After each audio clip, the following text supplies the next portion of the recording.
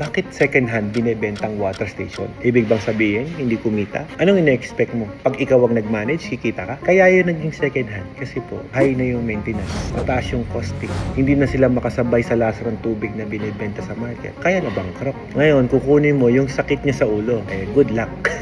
Pag brand new, ma'am, bago ka lang sa negosyo, wala kang idea. Sabi ko nga sa'yo, ma'am, anytime, pwede kitang lokohin kasi wala po kayong idea sa negosyong to. Pero ako na mismo, nire-refuse ko, bakit ayaw kitang bentahan? Benta ka na, nandito ka na.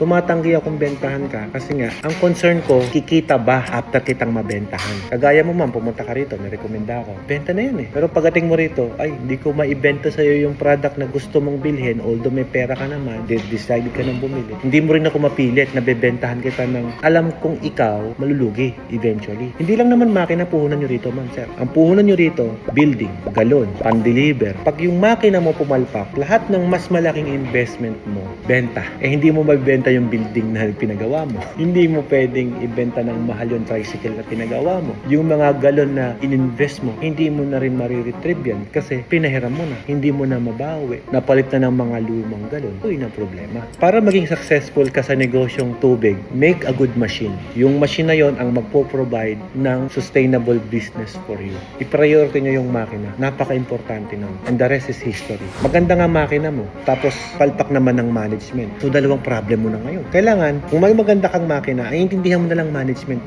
paano kung pangit na yung makina mo? Lagi pang sira. Baguhan ka pa lang. Anong next problem mo? Management. Stress ka na sa management. Stress ka pa sa maintenance. Stress ka pa sa delivery. Naku po di parang kumuha ka ng batong pinukpok mo sa ulo mo. Huwag ka na lang magnegosyo. Kaya kami nandito, ma'am, para ayusin yung mga wrong decision bago ka pumasok sa negosyong to. Nung tinatanong mo ako, pwede ba sa amin yung package na mura? Of course, pwede. Pwede. Anong water source? Usually dapat nasa 100 parameters lang pababa. Technically, ma'am, sa Mapandan, sa lugar ninyo, hindi na kami nakakakuha ng ganun. Kahit nawasa pa yan, kahit deep well pa yan, hindi na. Maynilad water, okay pa. Part ng Laguna, okay pa. Yung ibang lugar, hindi naman lahat. Kumbaga, hindi applicable sa lahat. Kaya kung gustuhin ko mambentahan ka, ako, patay tayo dyan. Gusto ko, bebenta ka din. Kumita na ako sa'yo, given na yun. Impokrito ko, ma'am, pag sinabi kong hindi naman ako kumita sa transaction natin. Hindi, negosyo to Kikita ako, ma'am. Ang tanong, kikita ka ba? Yun yung pine-prevent ko na ayoko, ako lang ang kumita. Dapat, after mong magtiwala sa akin, after kitang mabentahan, dapat kikita ka rin. Para hindi masayang yung investment mo. Dahil ng hinga ni mama. Kaya nga po kami nandito, ma'am, para tulungan kayo makapag-desisyon ng tama sa negosyong to. Kami, ma'am, hindi lang kami basta nagbebenta rito. Kailangan, negosyo binenta mo, dapat yung binentahan mo, kikita. Kasi pag hindi ka kumita, magiging bad feedback sa amin yan. Yun nga, ang goal namin. Maging successful ka sa business na itatayo natin. Ngayon, ma'am, ganito yan. Kung kapos yung budget, ipinapautang naman namin, walang interest yan. If I were you, just go for the installment. At least you get the right machine. Kasi pag dyan ka sumablay sa pagpili ng makina, good luck. Ma'am, 30,000 is just a small money. I'm telling you that. Sa negosyong to, sayang yung 30,000 discount ka mo. Pero ma'am, pag-isipan mo tong maigi. Sabi mo na 100,000 yung building mo. Galing gumawa si Sir Siman ginawa yung building, 100K. Magkano pan-deliver? 50,000. Sabihin mo na yung galon, 40,000. Pag pumalpak yung makina, magkano yung nasayang? Di mas malaki. Huwag mong sayangin yung discount. Ang sayangin mo, ma'am, yung maling desisyon na kapag ka nagpumalpak ka dyan, nako, susme. Nakikita mo sa Facebook, for sale, Watermax machine, 2 months use. Bakit pino-for sale? Sinet up ni Alfred ng palpak. Nako, patay tayo. Kaya nga si Sir na ganito, magninegosyo para di na sumampa ng barko Ginawang motivation si Sir, no? Kaya nito, gusto nyong magnegosyo ng tama, Sir, di ba? Magka-calculate ko muna kami. Nag-calculate kayo maigi. Mag-compute kayo maigi before you make a decision. Sabi ko nga, hindi ko sasayangin yung benta. Ang sasayangin ko, kung nabentahan kita, tapos na-bankrupt ka. Ngayon, ang goal ko talaga, makapag-decision ka ng tama. Ngayon, pagdating naman sa computation, ma'am, tulungan kita. How could I help you? If ever po, pwede na kami makahingi ng floor plan. Siyempre, hindi.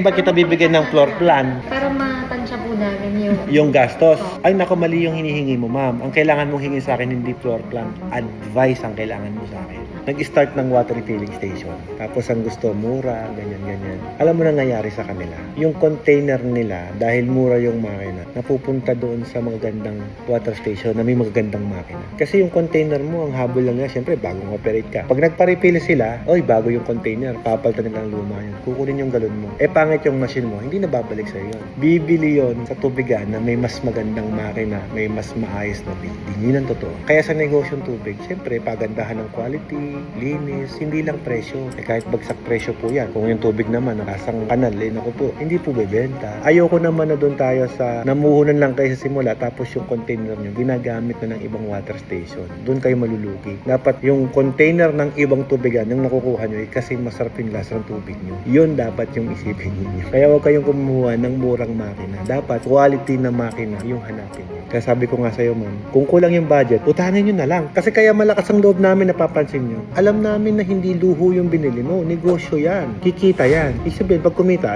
baka next branch pa tayo magkikita. O, di ba? Ibili ka ng isa pang makina kasi lumalakas na yung business mo. Marami kaming customer na ganun. Tatawag dito yon after 1 year. Yung iba nga, 6 months, sir. Kabitan nyo pa ako ng isa. Mag-branch na kami. Kumikita na kami. Di ba? Sarap ng ganun. Umaangat sila lahat. Isang ka dun, ma'am. Gusto mo ba yung bentahan lang kita ng mura? O gusto mong bentahan kita ng quality? Di ba? Quality. O, yung pala, kung hindi kaya ng budget, kami na ang mag-finance for you kasi gusto namin yung hindi ka magkamali sa negosyong yan.